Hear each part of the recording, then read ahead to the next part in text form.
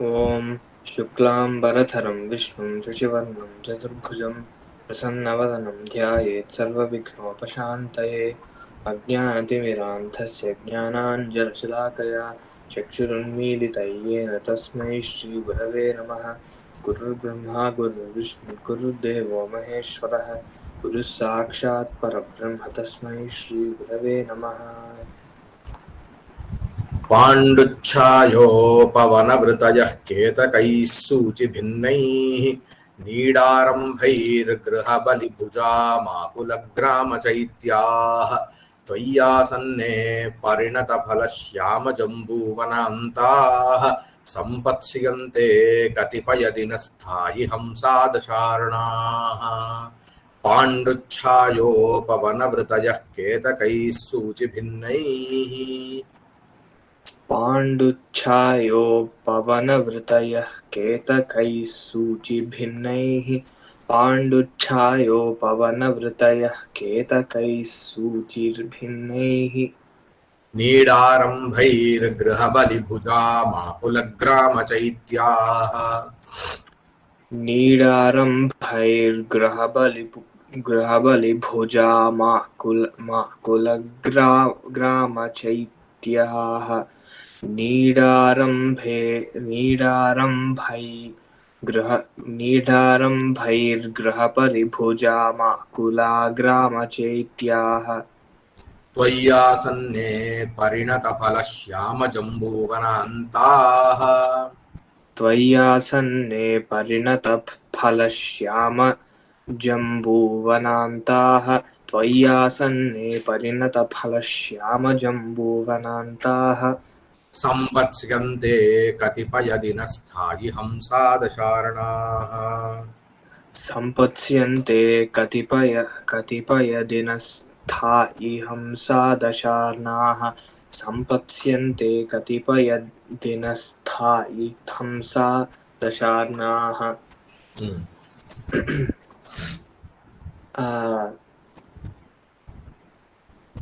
पाण्डुच्छायोपवनवृतयः केतकैः सूचिभिन्नैः नीडारम्भैः गृहबलिभुजाम् आकुलग्रामचैत्याः त्वयि आसन्ने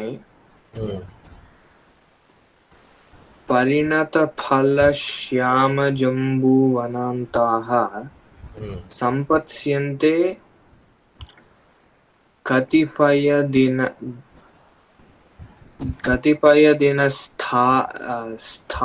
हंसाः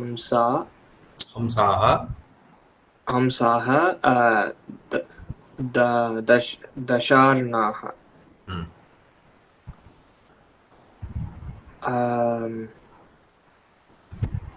సో ఇక్కడ సంపత్స్యంతే అనేది క్రియాపదం. సంపత్స్యంతే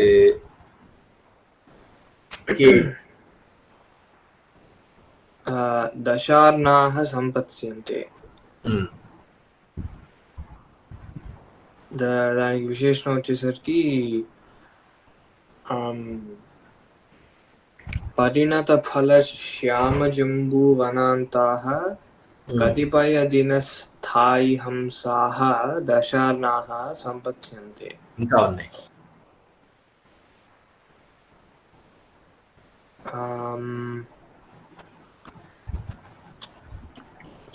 ఇది కూడా ఉందా?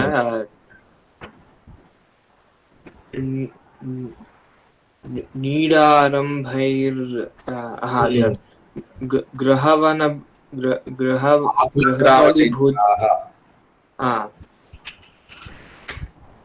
సో అవి మూడు దీనికి విశేషణాలు. ఇంకోటి కూడా ఉన్నట్టుంది కదా, పాండుఛాయో పవనవృతయః.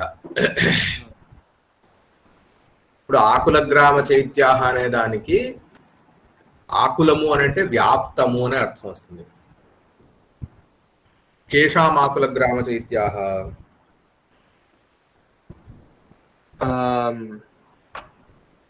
अथवा कैः आकुलग्रामचैत्याः आसन्नैः నీడారంభైః నీడారంభైః దానికి నీడము అని అంటే స్థానము అని అర్థం, అంటే గూడు అని అర్థం. మనం కూడా అంటాం కదా నీడ అని. సో అలా ఇక్కడ గృహబలి భుజాం నీడారంభైః ఆకులగ్రామ చైత్యాః. అలాగే ఇప్పుడు పాండుఛాయోపవన వృతయః అని ఉంది కదా, అక్కడ సూచి భిన్నైః కేతకైః పాండుఛాయోపవన వృతయః. చివరికి మిగిలింది త్వయి ఆసన్నే, త్వయి ఆసన్నే సతీ అని వస్తుంది. సో త్వయి ఆసన్నే సతీ కేతకైః సూచిభిన్నైః కేతకైః పాండుఛాయోపవృతయః గృహబలిభుజాం నీడారంభైః ఆకులగ్రామచైత్యాః పరిణతఫలశ్యామజంబూ వనాంతాః కతిపయ దినస్థాయి హంసాః దశారణాః సంపత్స్యంతే. లేదా దశారణాః అనేది ముందర చెప్పి దశారణాః ఏవం సంపత్స్యంతే అంటే ఆసన్నే సతి దశారణాః ఏవం సూచిభిన్నైః కేతకైః పాండుఛాయోపవన వృతయః గృహబలిభుజాం నీడారంభైః ఆకులగ్రామచైత్యాః పరిణతఫలశ్యామజంబూవనాంతాః కతిపయ దినస్థాయి హంసాః సంపత్స్యంతే. ఓకే, సో త్వయి ఆసన్నే సతి కేతకైః సూచిభిన్నైః సూచిభిన్నైః కేతకైః పాండుఛాయోపవనవృతయః గృహబలిభుజాం నీడారంభైః ఆకులగ్రామచైత్యాః పరిణతఫలశ్యామజంబూవనాంతాః కతిపయ దినస్థాయి హంసాః దశార్ణాః సంపత్స్యంతే. ఇక్కడ ఏం చెప్తున్నారు అని అంటే, హే మేఘ, ఓ మేఘమా, త్వయి ఆసన్నే సతి, నువ్వు రాగా అని అర్థం. ఒకే ఒక్క నిమిషం.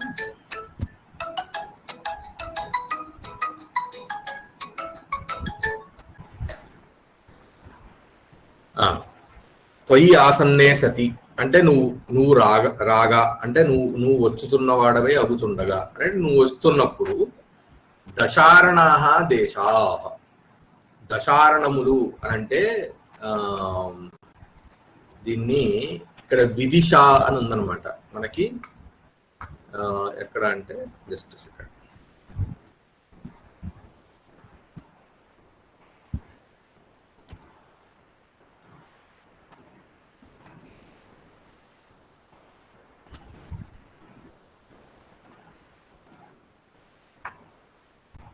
కనిపిస్తుంది. సో నీకు భోపాల్ ఎక్కడ ఉందో తెలుసా? అంటే నార్త్ లో జనరల్ గా ఉంటుంది. భోపాల్ అనేది మనకి ఇక్కడికి వస్తుంది చూడు, మధ్యప్రదేశ్. ఓకే, వస్తుంది. అక్కడ మొదలైందేమో ఇక్కడ.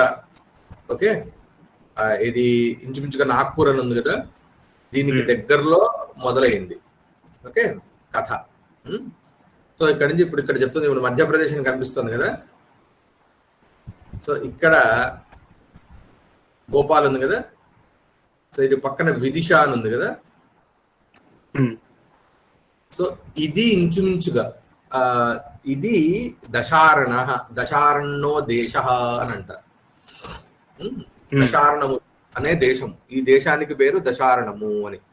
సో ఇప్పుడు ఇక్కడ చెప్తోంది ఏంటి అంటే, ఏదే దశారణాః దేశాః దశారణాః అని అర్థం. సో ఈ దశారణ దేశం ఏదైతే ఉన్నదో అవి అనమాట. దశారణాః అంటే దశారణ దేశములు అని అర్థం అనమాట. ఇప్పుడు మిగతావన్నీ కూడా ఆ దశారణ దేశాలకి విశేషణాలు. ఇప్పుడు ఆ దశారణ దేశాలు నువ్వు రాగానే ఎలా అవుతాయిట అని అంటే సూచి భిన్నై కేతకై పాండుఛాయోపవన వృతయ. ఈ సూచి అంటే కేతకము అంటే పుష్పము, ఏంటది మొగలి పువ్వు అని అంటారు. మొగలి పువ్వు అంటే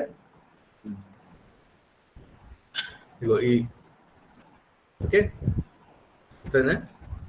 చూసా, కనిపిస్తుంది కదా, కనిపిస్తుంది. సో ఇది కేతకీ పుష్పము అని అంటారు. సో ఇది ఎలా ఉంటుందనంటే ఇప్పుడు విచ్చుకున్న తర్వాత ఇలా ఉంటుంది, కానీ విచ్చుకోకుండా ముందర వీటి ఈ పాయింట్స్ ఉన్నాయి కదా, అవి షార్ప్గా ఉంటాయి. ఓకే, అవి కొంత షార్ప్గా కనిపిస్తాయి. ఈ విచ్చుకున్న తర్వాత మళ్ళీ రౌండ్గా అయిపోయినట్టు అవుతాయి అన్నమాట. ఓకే, సో ఈ కేతకీ పుష్పములు ఏవైతే ఇవి ఎలా ఉన్నాయి, సూచి భిన్నై. సూచి అంటే ఇక్కడ స్టార్టింగ్ అని అర్థం, అంటే మొదలు అని అర్థం. అంటే ఇప్పుడు మన నీడిల్కి మొదలు ఏదైతే ఉంటుందో సూదికి మొదలు సూచి అని అంటాం దాన్ని. అలా ఇక్కడ మొదలు నుంచి భిన్నై విచ్చుకున్నటువంటి అర్థం. సూచి భిన్నై అంటే విచ్చుకున్నటువంటి. ఆ కేతకీ పుష్పములు, ఇవి కేతకీ పుష్పాలు ఎలా ఉన్నాయి, తెల్లగా ఉన్నాయి కదా ఇప్పుడు మనం చూసినవి. సో వాటి వలన ఏమవుతుంది, ఆ కేతకీ పుష్పములు ఉన్నటువంటి గార్డెన్స్ అన్ని కూడా తెల్లగా అయిపోతాయి. సో వాటి చేత అంటే సూచి భిన్నై అని అంటే విచ్చుకున్నటువంటి కేతకీ పుష్పముల చేత పాండుఛాయోపవన వృతయ. పాండు అనంటే ఏంటి, తెలుపు. పాండుఛాయ అంటే తెలుపు వర్ణము యొక్క ఛాయ. ఓకే, అంటే తెల్లని రంగు చేత ఉపవన వృతయ. ఉపవనములు అని అంటే ఏమిటి, గార్డెన్స్ ని ఉపవనము అని అంటారు. వృతయ అని అంటే వృతి అంటే ఇక్కడ కంచె అంటే బార్డర్స్. అంటే ఏంటి, అక్కడ ఉన్నటువంటి ఏవైతే గార్డెన్స్ ఉన్నాయో వాటి బార్డర్స్ లో ఈ తెల్లని రంగు కలిగినటువంటి ఈ కేతకీ పుష్పములతో ఉన్నటువంటి చెట్లు ఉన్నాయి అని అర్థం. వాటి వలన ఆ బార్డర్స్ అంతా కూడా తెల్లగా కనిపిస్తున్నాయి. ఓకే, పాండుఛాయోపవన వృతయ. అలాగే గృహబలి భుజాం నీడారంభై. గృహబలి భుజాం అంటే ఏంటి, గృహబలి అని అంటే మనకి ఇప్పుడు ఒక అలవాటు ఉంటుంది, చాలా ఇళ్లలో ఇప్పటికి కూడా ఉంటుంది. ఏంటి అంటే ఇంట్లో భోజనం చేసే ముందర వెళ్ళి కాంపౌండ్ వాళ్ళ మీద ఒక చిన్న ముద్ద అన్నం పెట్టేసి తింటారు. ఓకే, ఆ చిన్న అన్నం ముద్దని గృహబలి అని అంటారు. బలి అని అంటే ఏంటి, వేరే వాళ్ళకి వదిలిపెట్టినటువంటి దాన్ని బలి అని అంటారు. సో ఇక్కడ అవి మెయిన్ గా ఏ జంతువులు వాటిట్లు తింటాయి అని అంటే మోస్ట్లీ కాకులు, పిచ్చుకలు, స్పారోస్, క్రోస్ ఇవి మామూలుగా వచ్చి తింటూ ఉంటాయి. లేదా పిల్లులు, అంటే మామూలుగా మనకి కాంపౌండ్ వాళ్ళ చుట్టూతా ఇక్కడ ఇండియాలో తిరిగేటటువంటివి మామూలుగా ఇవి. సో ఈ గృహబలి భుజాం అంటే గృహబలిని తినేటటువంటిది. భుజాం అంటే తినేటటువంటి. గృహబలులు తినేటటువంటివి ఏంటి, కాకులు, పిచ్చుకలు లాంటివి. వాటికి నీడారంభై. నీడము అని అంటే ఏంటి అంటే ఆచ్ఛాదం అంటే గృహం అంటే ఏంటి, వాటికి ఉండే ప్లేస్ అని అనుకోవచ్చు. ఓకే, నీడము అని అంటే వాటిని కట్టడం చేత ఆకుల గ్రామ చైత్యాహ అంటే ఆకులము అని అంటే స్ప్రెడ్ అయినటువంటి అని అర్థం, వ్యాప్తమైనటువంటి. గ్రామ చైత్యాహ గ్రామమునందు ఉన్నటువంటి గ్రామ చైత్యములు అనేవి ఒక రకమైనటువంటి దాన్ని ఏమంటారు, వృక్షాలు అన్నమాట. ఈ వృక్షం ఏంటనేది నాకు సరిగ్గా తెలియలేదు. అంటే మోస్ట్లీ మనకి గ్రామాలలో ఉన్నటువంటి ఒకానొక వృక్ష విశేషము. ఎక్కడైతే ఈ పక్షులు ఇవన్నీ కూడా ఉంటాయి. ఓకే, సో ఇప్పుడు ఎప్పుడైతే వర్షం పడుతుందో అప్పుడు వర్షం లేనటువంటి చెట్లలో ఈ పక్షులు వెళ్ళి తలదాచుకుంటాయి కదా. అది ఇక్కడ చెప్తున్నారు అనమాట. అలాగే పరిణత ఫల శ్యామ జంబూవనాంతా, అలాగే ఈ దశారణ దేశాలు ఎలా ఉన్నాయంటే జంబూ ఫలము అని అంటే నేరేడు తెలుసా? నేరేడు తెలుసా? నేరేడు తెలుసు. నేరేడు పండు తెలుసు కదా, అంటే వైలెట్ కలర్ లో ఉంటుంది, అది డార్క్ వైలెట్ కలర్ లో ఉంటుంది. సో పరిణత ఫలములు, పరిణతము అంటే ఏంటి, బాగా పక్వమైనటువంటి, అంటే పూర్తిగా పండినటువంటి ఫలములు కలిగినటువంటి శ్యామ జంబూ వనాంత. శ్యామము అంటే నలుపు, అంటే మామూలుగా మనకి డార్క్ వైలెట్ కూడా నల్లగా కనిపిస్తుంది కదా, సో ఇక్కడ శ్యామము అని తీసుకున్నారు. శ్యామ జంబూ వనాంత. జంబూ వనములు అంటే ఏంటి, ఈ నేరేడు వృక్షముల యొక్క వనము, వనములు కలిగినటువంటి అని అర్థం. అవే అంతము అంటే ఏంటి, హద్దులుగా కలిగినటువంటివి ఈ దశారణ దేశములు. అంటే ఈ దశారణ దేశములలో మనకి మామూలుగా ఈ నేరేడు చెట్లు కూడా బాగా ఉంటూ ఉంటాయి. ఇవన్నీ కూడా నువ్వు వర్షించేటటువంటి సమయానికి ఇవన్నీ కూడా మంచిగా పక్వంగా ఫలించి ఉంటాయి అని చెప్తున్నారు. అలాగే ఈ దశారణ దేశంలో ఎలా ఉంటాయిట, కతిపయ దినస్థాయి హంస. ఇక్కడ చెప్తున్నారు, ఇది ఒక రకంగా చెప్పాలంటే మైగ్రేషన్ బర్డ్స్ ఉంటాయి కదా, మైగ్రేషన్ బర్డ్స్ కొన్ని చోట్ల కొన్ని రోజులు ఉంటాయి. అందుకనే హంసములు అంటే ఇక్కడ నువ్వు ఆ క్రెయిన్స్ లాంటివి తీసుకోవచ్చు, ఏవైతే మైగ్రేట్ అవుతుంది. అవి కూడా కతిపయ దినస్థాయిలు, అంటే కొన్ని రోజులు ఉండేటటువంటి, కొన్ని రోజులు, కతిపయ దినస్థాయి అంటే కొన్ని రోజులు ఉండేటటువంటి ఈ హంసములు అంటే ఈ క్రేన్ లాంటి పక్షులు కలిగినటువంటి విగా దశారణ దేశములు అవుతాయి అని అంటున్నారు. అంటే ఇక్కడ ఏం చెప్తున్నారు అని అంటే, ఈ వర్షాకాలం వచ్చే సమయానికి ఆ జియోగ్రఫికల్ గా ఆ లొకేషన్ ఎలా ఉంటుంది, ఫ్లోరా అండ్ ఫౌనా అంటుంటాం కదా, వర్షం పడే సమయానికి ఎట్లాంటి పళ్ళు ఉంటాయి, ఎట్లాంటి పూలు ఉంటాయి, ఎట్లాంటి పక్షులు ఉంటాయి. సో నీకు ఒక్కొక్క సీజన్ లో ఒక్కొక్క రకంగా కనిపిస్తూ ఉంటుంది కదా. మామూలుగా మనకి జపాన్ లో ఒక స్ప్రింగ్ లో అనుకుంటా వైట్ బ్లూజమ్ ఏదో ఉంటారు, ఒక ఫెస్టివలే ఉంటుంది వాళ్ళకి. కరెక్ట్ గా ఆ టైంలో మాత్రమే స్ప్రింగ్ లోనే అక్కడ ఒక రకమైనటువంటి చెట్లు అన్ని కూడా వికసించి, అంటే ఆ చెట్లన్నీ కూడా ఏమంటారు, పుష్పాలన్నీ కూడా మంచి వికసించి ఉంటాయి అనమాట. వాళ్ళకి అదో పండగ ఆ టైంలో. అది పాసిబుల్, అదేంటది,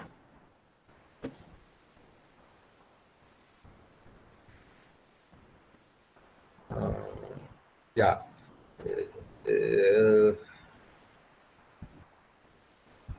చెర్రీ బ్లాజమ్ ఫెస్టివల్ ఏదో ఉంటుంది, దానికి చాలా ఉన్నాయి, అదే అనుకుంటా.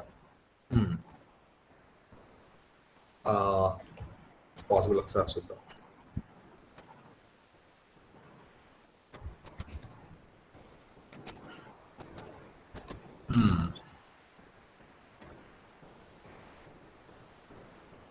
ఇలా వస్తాయి, చూస్తున్నావు కదా. ఈ టైంలో that is a festival for them. వాళ్ళందరూ ఆ చెట్ల కింద వచ్చి కూర్చొని వాళ్ళు దే ఈట్ అనమాట. మనకి ఇక్కడ కార్తీక వన భోజనాలు ఎలాగైతే ఉంటాయో, so it is one of the వాళ్ళకి చాలా మెయిన్ కల్చరల్ ఈవెంట్ అనమాట. సో అందుకనే దీనికి సపరేట్, దీనికి ఫోర్కాస్ట్లు ఇవన్నీ కూడా చేస్తుంటారు, ఎప్పుడు అవుతుంది కరెక్ట్ గా అని చెప్పాలన్నమాట. That is part of there. So ఒక్కొక్క ప్రదేశంలో according to the weather and geographical conditions కొన్ని మనకి సీజన్స్ చాలా బాగుంటాయి.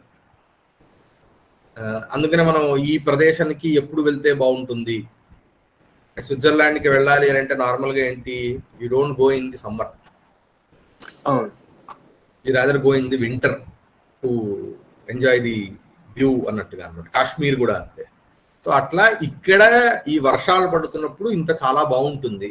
సో అప్పుడేంటి, నీకు వేరే చోట నుంచి మైగ్రేషన్ బర్డ్స్ వస్తాయి, అన్ని ఫలాలు ఇవన్నీ ఉంటాయి కదా. ఎప్పుడైతే లీవ్స్ అన్ని షెడ్ అయిపోయి ఉంటాయో అప్పుడు చూడడానికి పెద్ద గొప్పగా ఉండదు అక్కడ. అలాగే ఆ, ఈ రీజియన్స్ అన్ని కూడా ఏంటంటే ఇప్పుడు ఇవన్నీ కూడా మిడిల్ ఇండియా అంటే సెంట్రల్ ఇండియా అంటారు.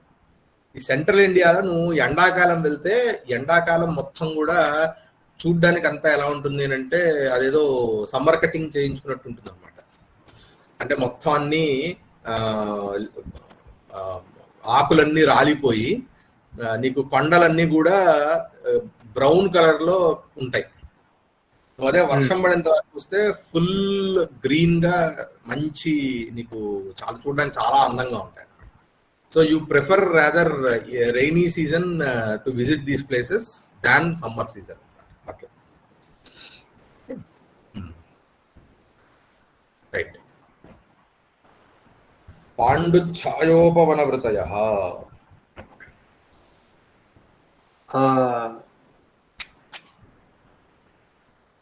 పాండోః ఛాయః పాండుఛాయః. అంటే ఇక్కడ పాండుఛాయము అనేది ఉపవనానికి విశేషణం.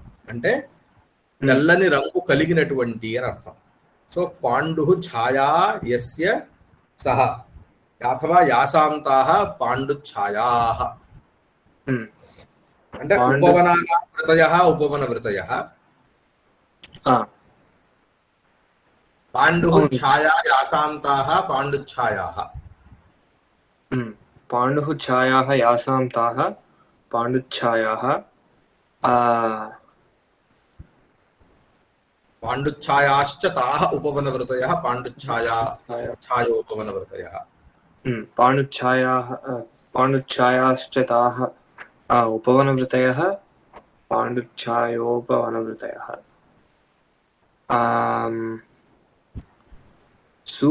సూచిభిన్నైః అంటే కొంచెం మనం చూసుకోవాలి. ఇవి దశారణ దేశాలకు కదా విశేషణాలు. మనం దశారణము అనేది పుల్లింగం కాబట్టి ఇక్కడ ఉపవన వృతములు కలిగినటువంటి అని చెప్పుకోవాలి. అప్పుడు పాండుఛాయాః ఉపవనానాం వృతయః ఏషాం తే అని తీసుకోవాలి ఇక్కడ. అవును అవును ఓకే. పాండుఛాయాః ఉపవనవృతయః ఏషాం తే పాండుఛాయోపవనవృతయః సూచిభిన్నైః. సూచిషు భిన్నాః. సూచిషు భిన్నాః సూచిభిన్నాః తైః సూచిభిన్నైః. నీడారంభైః నీడాయాః. నీడాయాః అంటే అంటే దాని నుంచి పంచమి కాదు, వాటి యొక్క ఆరంభము షష్ఠీ తీసుకో. ఓకే. నీడాయాః ఆరంభః నీడారంభః తైః నీడారంభైః.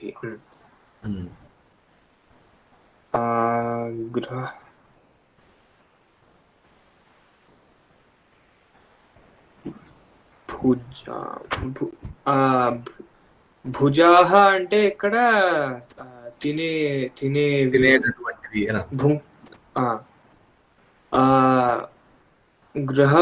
గృహబలేః భుజాః గృహబలిభుజాః. గృహేషు బలిః గృహబలిః.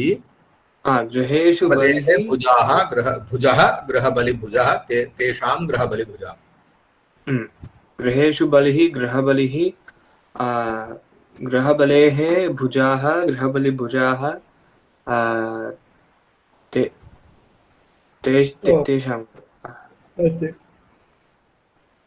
తేషాం గృహబలిభుజాం. ఓ భుక్ అని వస్తుంది కాబట్టి ఓకే. గృహబలి భుక్. ఆకుల గ్రామ చైత్యము అనేది ఒక పేరుగా తీసుకో.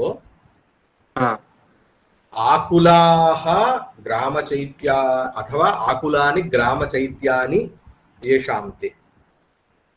ఆకులాని గ్రామ చైత్యాని ఏషాం తే.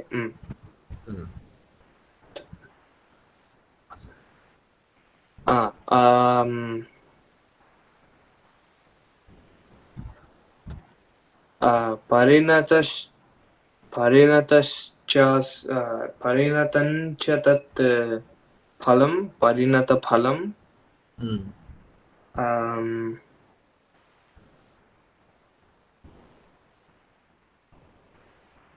పరిణతఫలైః శ్యామాని పరిణతఫలశ్యామాని పరిణతఫలైః శ్యామాని పరిణతఫల శ్యామాని ఇది మళ్ళా జంబూ ఫలానికి విశేషణం. జంబూవనాని అని తీసుకోవచ్చు. జంబూనాం వనాని జంబూవనాని పరిణత ఫల శ్యామాని జంబూవనాని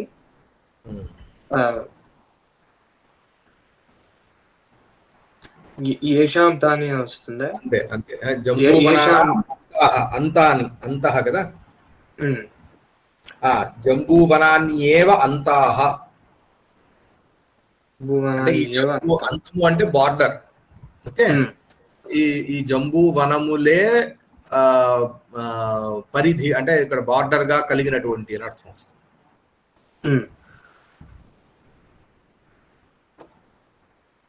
సో పరిణత ఫల శ్యామ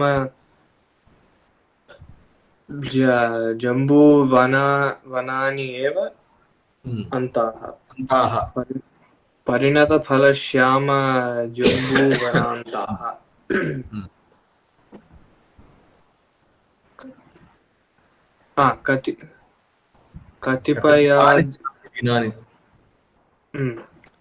కతిపయ స్థాయీని హంసః స్థాయీని హంసాః యేషు తే స్థాయినః హంసాః స్థాయినః హంసాః యేషు తే.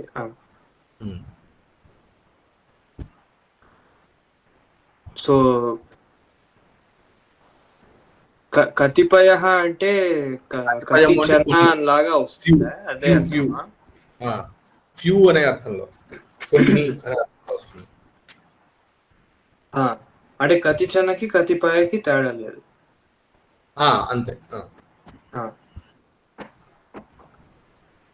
అయితే మొదటి శ్లోకం చదువుతా.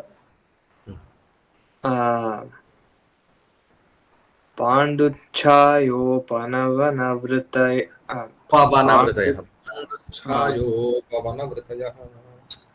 పాండుఛాయోపవనవృతయః కేతకైః సూచిభిన్నైః నీడారంభైర్గృహబలిభుజా మాకులగ్రామచైత్యాః త్వయ్యాసన్నే పరిణతఫలశ్యామజంబూవనాంతాః సంపత్స్యంతే కతిపయదినస్థాయి హంసా దశార్ణాః.